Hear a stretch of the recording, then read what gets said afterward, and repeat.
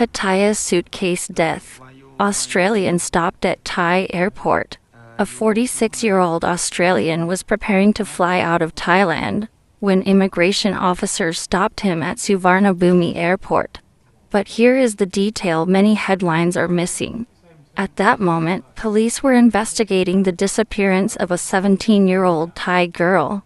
During the questioning that followed, investigators say they received information that led them to a suitcase abandoned near a railway line in Pattaya. Inside it, they found the missing teenager. So what happened inside that Pattaya condominium, and what evidence will determine whether the suspect's claim of self-defense can be believed? Stay until the end, because his explanation is only one part of the story. CCTV, forensic evidence, and the autopsy could tell investigators something very different. Before we continue, this is an active criminal investigation. The Australian man, identified in Thai reports as Simon Peter Carmen, has not been convicted of killing the teenager. His statements remain allegations and claims that must be tested against physical evidence.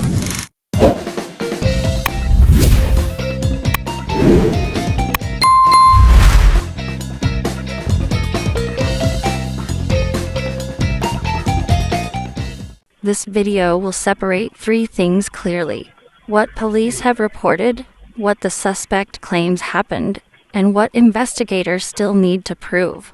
For the dignity of the victim and her family, we will also avoid showing graphic images. According to Thai authorities and local reporting, the 17-year-old girl had been reported missing in Pattaya. Investigators began reconstructing her final known movements using security camera footage. Police allege that CCTV showed the teenager entering a Pattaya condominium with an Australian man during the early hours of the morning. Additional footage reportedly showed a man later leaving the building with a large suitcase. Investigators then turned their attention to the Australian visitor connected to the room. By the evening of June 26, Pattaya City Police had reportedly requested an immigration watch notice to stop him from leaving Thailand, while they continued investigating the girl's disappearance. At approximately 9:30 that night, immigration officers located him at Suvarnabhumi Airport. He was reportedly preparing to board a Jetstar flight bound for Perth. Authorities detained him for questioning before he could leave the country. According to Thai reporting, information obtained during the airport questioning directed investigators toward an area in Pattaya. Police searched woodland near a road running alongside the railway line. There, they discovered a suitcase containing the teenager's body. The location was several kilometers from the condominium connected to the investigation. Police then began examining the suspect's movements between the condominium, the disposal location, and the airport. Investigators are expected to compare those movements with CCTV recordings, transportation records, mobile phone information, and any available witness accounts. However, the discovery of the suitcase did not answer the most important question: exactly what happened inside the room. For that, investigators are now examining the suspect's explanation.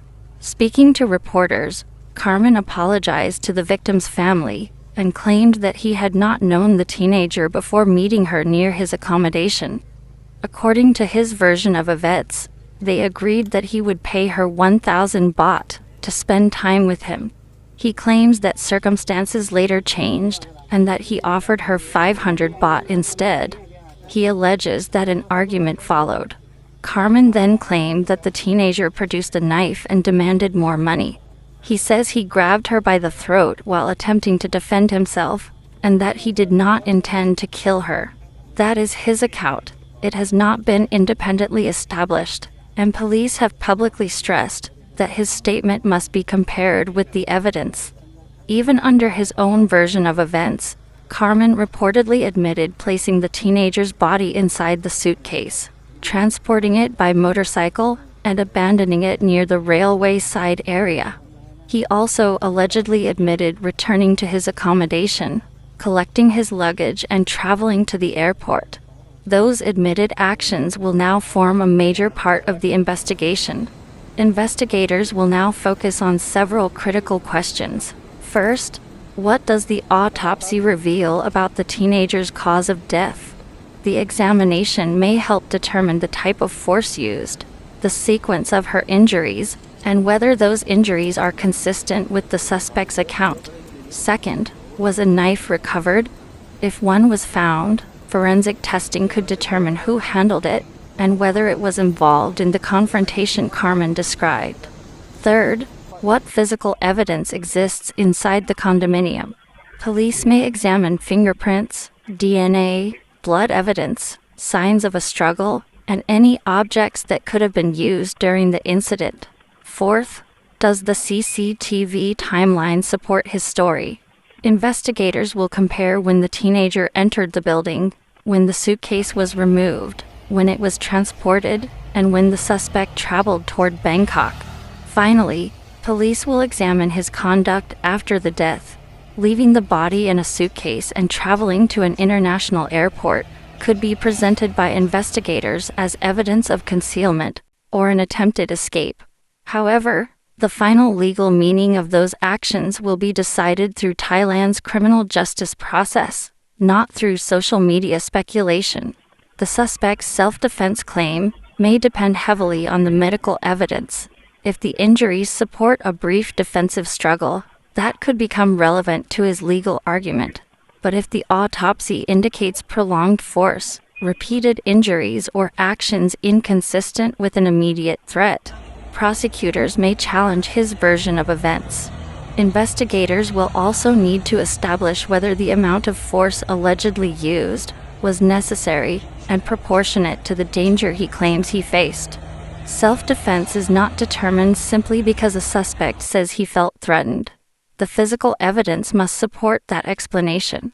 And because the victim was only 17 years old, authorities are also considering offenses connected to a minor, in addition to possible charges involving her death and the concealment of her body. For now, Simon Peter Carmen remains in Thai custody while investigators wait for the autopsy and complete their forensic examination.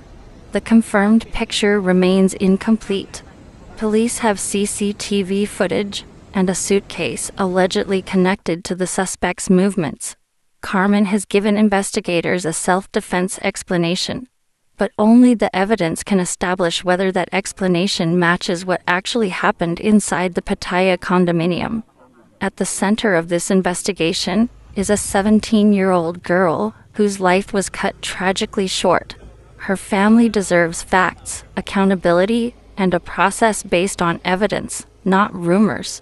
Which piece of evidence do you believe will be most important? The autopsy, the alleged knife, the condominium forensics, or the CCTV timeline? Share your answer respectfully in the comments.